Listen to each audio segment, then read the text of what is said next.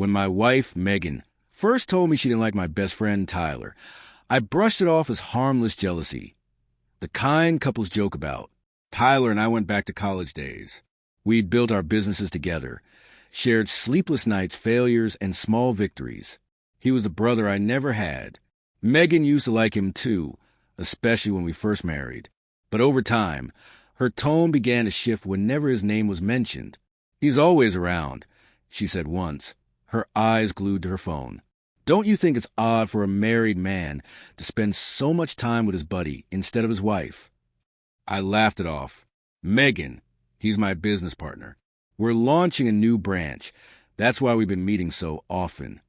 She didn't smile. "You trust people too easily, Adam.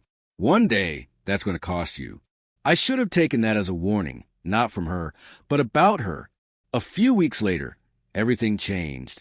I came home from work one evening to find the front door ajar, the lock splintered. The living room was chaos. Drawers open, cushions tossed, a vase shattered across the floor. Megan sat on the couch, shaking, her face buried in her hands. "Oh my God, Adam," she cried, her voice trembling. Someone broke in. I rushed to her, panic tightening my chest. "What? When did this happen?" "About an hour ago," she said between sobs. "I was in the shower. When I came out, the place was like this. They took some jewelry, cash, and my laptop. I called the police immediately. While we waited, she clung to me, trembling. It all looked real, too real. The officers arrived quickly, took statements, and began dusting for prints. One asked if anyone might have known about our valuables. Megan didn't hesitate. "Tyler," she said. "He was here a few days ago.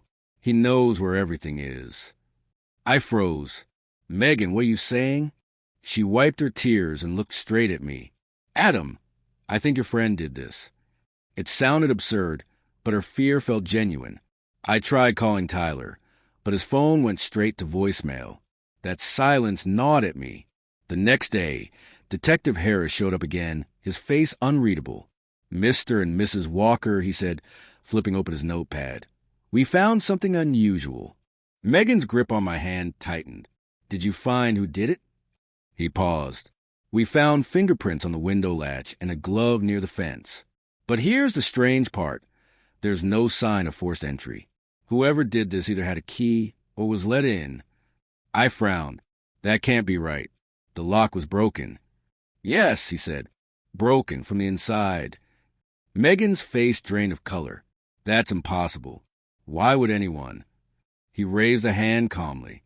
"Mrs. Walker, we're just gathering facts. You mentioned your friend Tyler had access to the house." I sighed. "He's been here before, yes.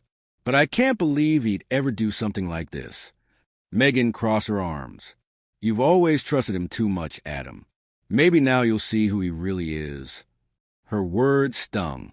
Still, doubt crept in. Tyler hadn't called. He hadn't texted. The man I called a brother had vanished, right after my house was robbed. It was too much of a coincidence.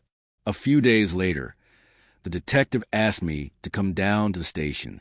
His tone was serious.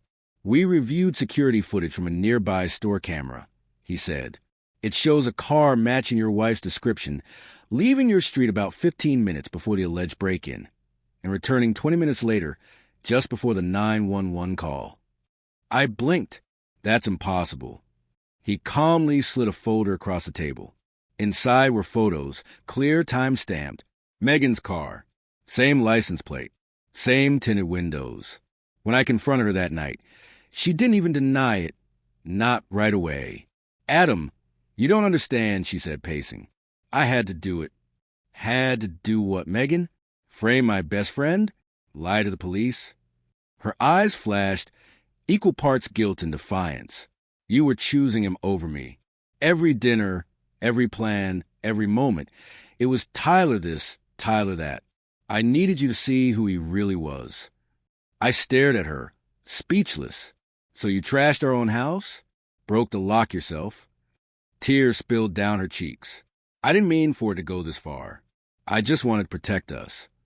But the damage was done. The next week felt unreal.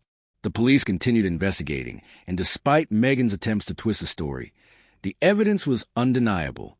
The glove found outside had traces of her perfume and fibers from her sweater. Even the stolen jewelry turned up in a shoebox hidden in the attic. Detective Harris called me back in. "Mr. Walker," he said, steady but firm, "your wife's statements don't match the evidence. She'll need to come in for questioning." When I told her, she collapsed, sobbing. "Adam, please, you have to believe me. I did it because I thought you were slipping away." I looked at her, the woman I trusted with my life, and felt only a hollow ache. "You didn't lose me, Megan," I said quietly. "You pushed me away." The next morning, the police came for her. They didn't use handcuffs, but the humiliation on her face said enough. Neighbors peeked through their curtains as she was led to the car. Tyler came by that evening, looking shaken but relieved. "Man," he said, "I thought I'd lost you for good." I nodded slowly. "Me too." We sat in silence, the kind that hangs heavy between people betrayed by the same lie.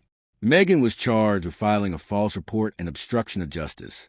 I didn't attend the hearings. I couldn't. Watching her destroy something so sacred, not out of hate but control, was worse than anger.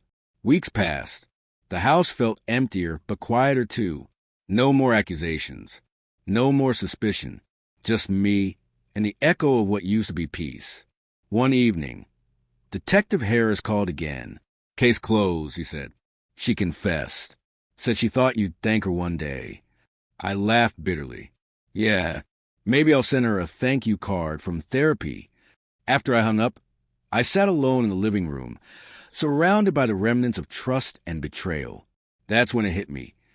Betrayal doesn't always come from cruelty. Sometimes it's born from fear, from the desperate urge to control what's slipping away. But no matter the reason, the result's the same. Once trust shatters, love can't survive its shadow. That night, I packed a small bag and left. Not out of rage or sorrow, but acceptance. Because sometimes walking away isn't weakness. It's the only way to begin again.